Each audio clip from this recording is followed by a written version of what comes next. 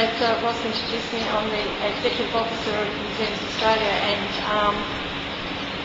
among our many tasks, I suppose, is to promote museums, galleries, cultural centres, keeping places, interpretive centres, you name it. They all come under the broad church of what a museum is, and there's been lots of talk today about museums, tourist centres, tourism information centres, interpretive centres, all those sort of things. So it's really quite exciting for me to hear that sort of thing happening. I think, as well as promoting, obviously we promote best practice in these sorts of centres, and through collection, conservation, and also interpretation. And it's really great to hear Patrick speak earlier about interpretation and sharing stories, and so I hope I get a chance to talk to you later this evening, Patrick. I'm going to play this in the background. This is just, I put together a DVD of images, a lot of images from our publications, plural, that we have been doing since 2003, and everything, the stars will line up and everything comes how it's supposed to, which should, by the end of 2011, have covered the whole state, so fingers crossed.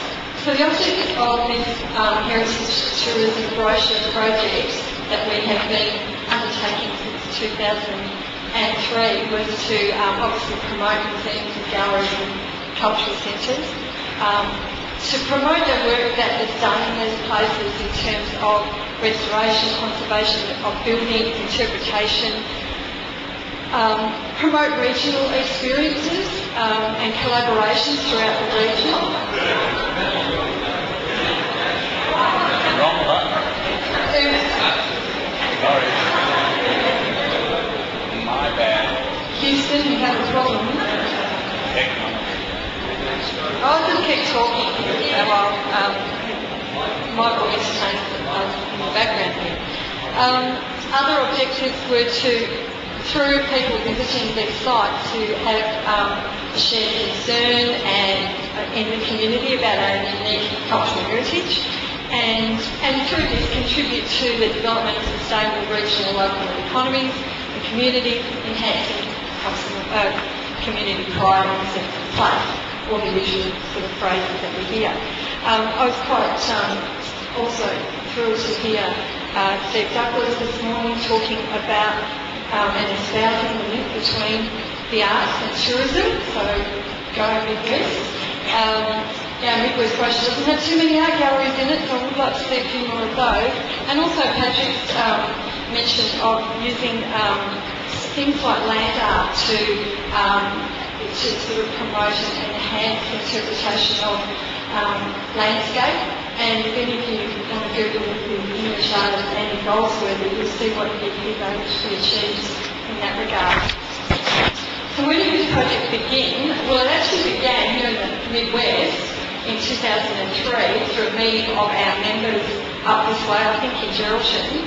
And they came up with the idea of cross-promoting all the museum and gallery places around the whole Midwest region. Felt that would sort of make people realise how much heritage there actually is here.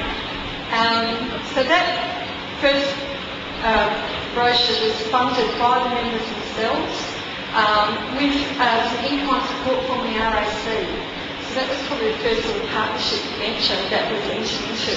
And that little project actually won a highly commended at the State Arts Partnership Awards in a category that was actually won by partnership with BHT. So for that little partnership to be highly commended is quite an achievement. So between 2004 and 2006, brochures were produced for the Peel and Wheatbelt regions, and the Midwest had to be reprinted in that time. This was done through charging, because again it was all pretty well self-funded with their continuing support of the RAC, and some of these projects received small grants from the Development Commission. So based on this success, in 2007 we took on this major challenge of trying to do the metropolitan version of the brochures, which was, as you can imagine, far more complex, We had over 75 metropolitan museums, galleries and cultural places, interpretive centres, tourism centres, you name it. And we needed to produce about 25,000 copies, so it suddenly became, this can't be all self-funded, we needed a partner. And so enter the white knight of the Heritage Council. And we have been very fortunate in entering into a partnership with them to continue this project. Heritage Council is a natural fit as a partner for us. Many of our museums and galleries in particular are housed in heritage buildings. Doesn't seem to be a thing that if you've got an old building, you don't know what to do with it, stick a museum in it. It is fraught, but nonetheless that's what we are kind of having to work with. Both our missions are sort of similar, I guess, in different aspects. Ours is to empower museums, galleries and cultural centres, their members, staff, volunteers, supporters, yada yada yada, for the benefit of all West Australians, of course. And the Heritage Council is there to provide for and encourage the conservation of places which have significance to cultural heritage of Western Australia. So there's quite an overlap.